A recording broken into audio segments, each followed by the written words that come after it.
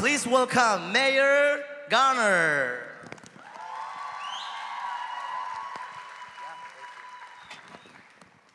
Well, hello, everybody. Hello. Come on, we can do better than that. Hello. All right.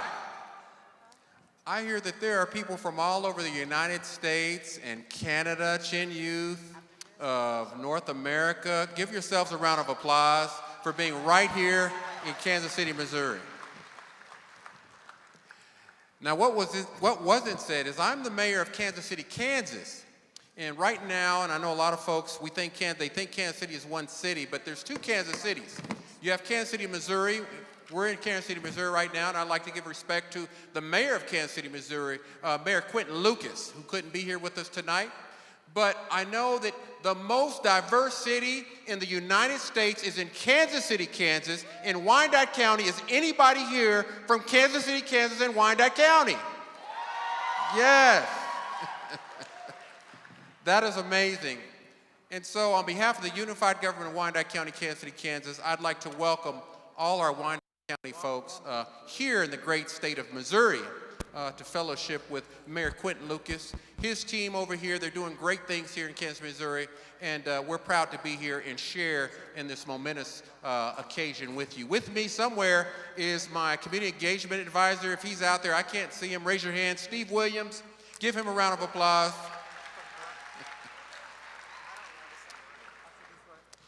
I was looking at your theme, and I believe it is Our Voice.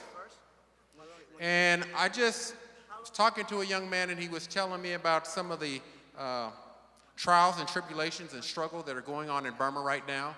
And I know you're keeping your people in prayer, and we're in prayer with you. But I want you young people to know that your voice is powerful. I heard the gentleman speak before me, and he talked about how proud he was of you all coming here and being successful here.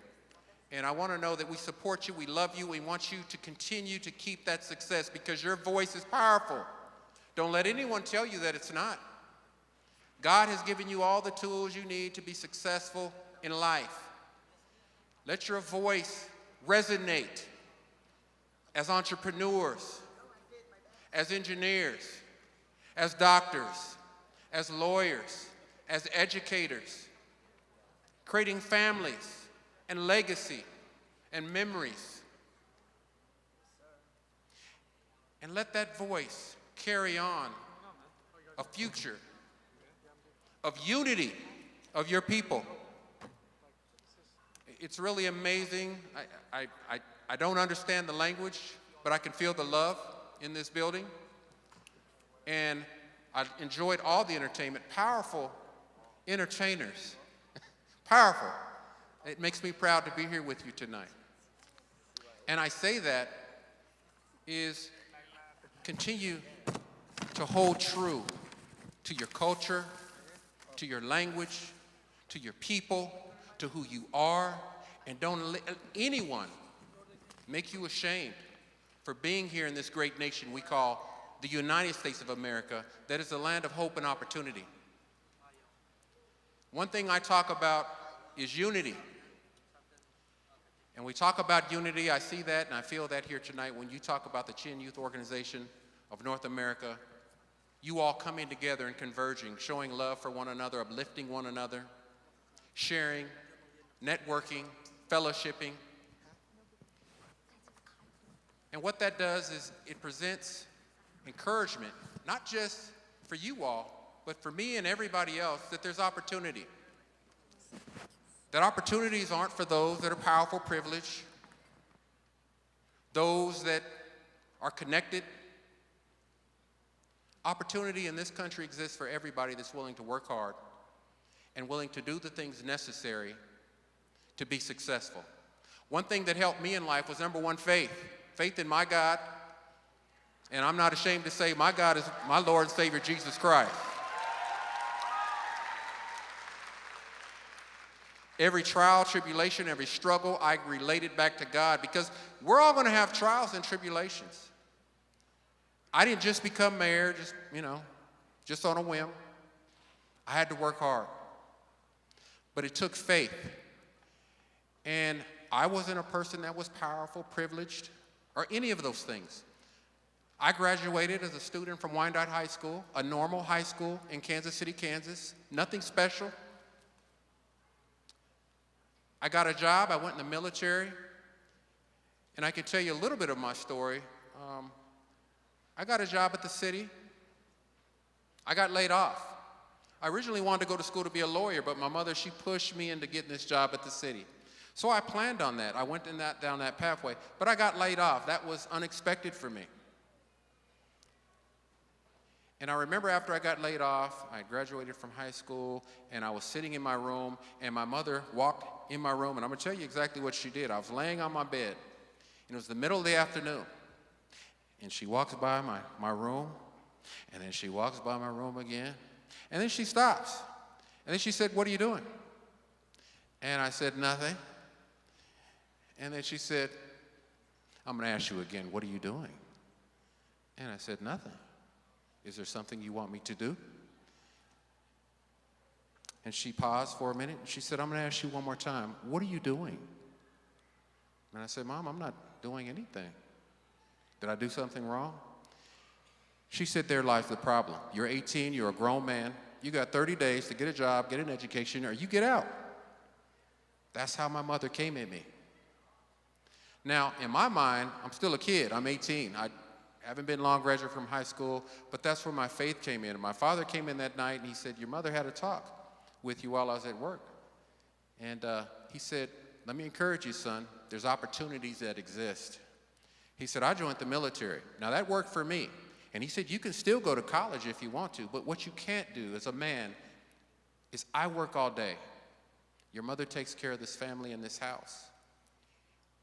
We have to push you into being successful in life. And what that means is you can't sit in your room all day watching TV doing nothing while your brothers and sisters are at school, while I'm at work, and while your mother is taking care of the house." He said, "I encourage you to take a second look at yourself." And they pushed me. 2 weeks I was in the military. Didn't know where I was going. I went to basic training. Next thing I know, I'm in Germany, a faraway land that I knew nothing about. And in my mind, I'm still a kid. No family, no friends. I left home with the clothes on my back. And I grew because every day I prayed. And I said, "God, please help me. I don't know anyone. I don't have any friends. I'm in the military. This isn't what I planned for my life, but I'm here. God, please help me." And I said that prayer every day. I prayed every day because I didn't have a plan. And so what that taught me, and as I mentor people, is sometimes life doesn't always go the way you want it. So you got to have a backup plan. So I got out, and I got a job at the police department.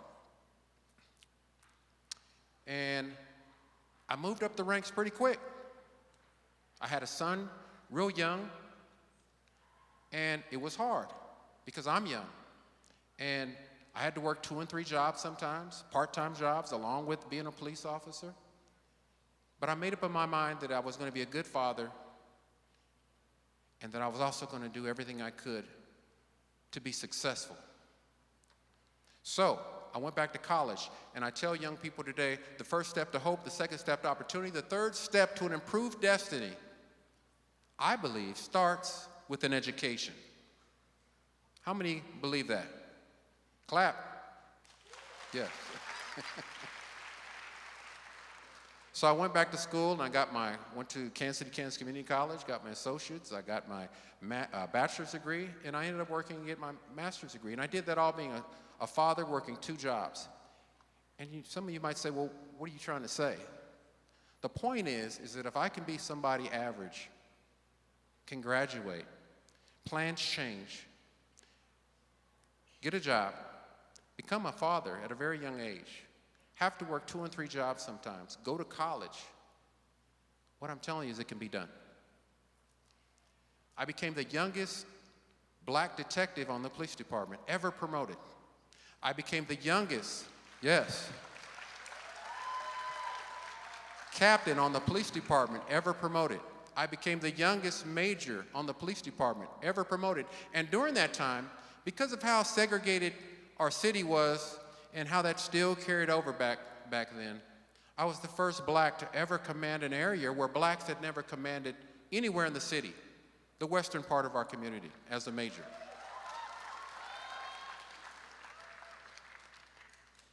I became the first black to go to the FBI National Academy and represent the Kansas City, Kansas Police Department.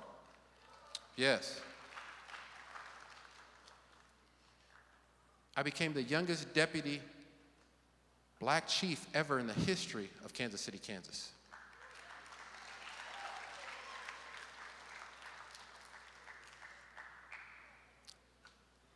And again, I don't say that because I'm trying to showboat or look at me, I'm somebody special. What I'm trying to say is I'm not anybody special. All of you are just as great and have the opportunities are endless, just like they were for me. I retired from the Kansas City, Kansas Police Department as a deputy chief. And then some folks came to me and said, we want you to run for mayor because we've tracked your life, we've seen what you've done, we believe in you, you have a vision, you're a great leader. And I ran. And I'm going to tell you, a lot of people didn't think that I would win. But I say, but God. God had a plan for my life.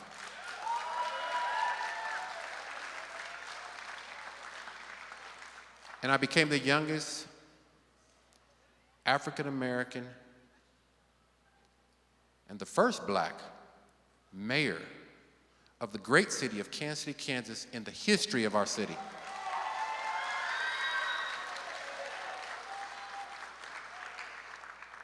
And on this stage, you're looking at the only black mayor in the great state of Kansas. Now, as people of color, we all can relate that nothing is given to us. We have to work twice as hard, and sometimes we're still considered average. There wasn't no elevator of success that I took in life to get to where I was. I had to take steps, and sometimes I got kicked down those steps. But one thing I did is I got back up and I brushed myself off and I said, I'm not going to quit. I didn't let anybody or anything stop me because I knew through my faith that all things are possible if I believed. And that irregardless of all the haters that we all have in life, everybody has a hater somewhere, right? Somewhere. I know that no weapon formed against me in this world will prosper. And that's that faith I'm talking about.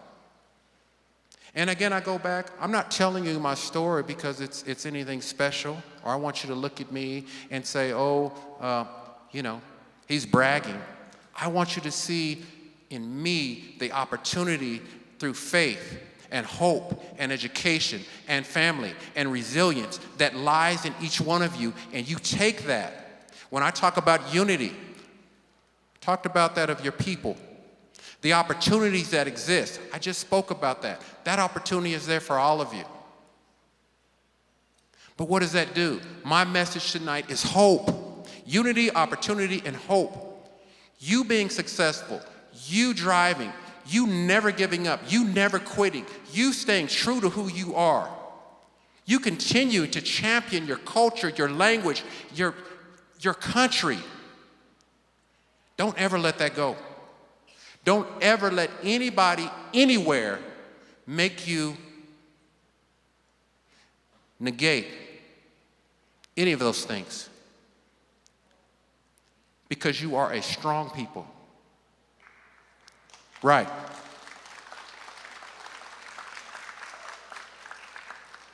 You are a resilient people. I heard about the wars going on. And you all carry those same attributes of not giving up and not quitting because you came here with absolutely nothing. That's the message that I'm trying to say. My life and what you all have shown, countless of you, your parents, some grandparents. That's the spirit that you need to carry on. And when you've done all the things that you feel that you need to do to be successful, or if you feel you've arrived in whatever capacity of life that may be, and even if you don't, have a backup plan. That's why I talk about that backup plan. As you get older, I believe that God put us on this earth not for ourselves, because we can't take anything with us. And people don't remember you for what you have. You know, you can say, oh, the mayor looks nice, he has a nice tie, I wonder where he got that from, and all that stuff. He pulled up in a nice vehicle, you know. That's all great and wonderful. But I had a pastor tell us one time, he said, you will never find a U-Haul following you to the graveyard. And what that told me is that you can take none of this stuff with you, and people don't really care, and they're not going to remember you for what you had. Maybe some, but not most. What they're going to remember for you is for what you gave and what you represented, your character. How did you make somebody else's life better? So when you have that opportunity to give back, young people are old. Pull somebody else up. Take every opportunity to continue to love your neighbor as you would want them to love you. Love one another. Don't pull each other down. Lift each other up. There's too much hate in this world. There's too much wickedness in this world. But when I walked in this room, I felt the love just resonating in this room. You all continue to show that love with one another. Continue to pull each other up. Continue to know that you are something special and that God has given you all a special gift to be something great. And just the fact that you are here today, at this moment, in this place, lets me know that the best is yet to come for each and one of you. I love you. Thank you for giving me a short period of your time. God bless you.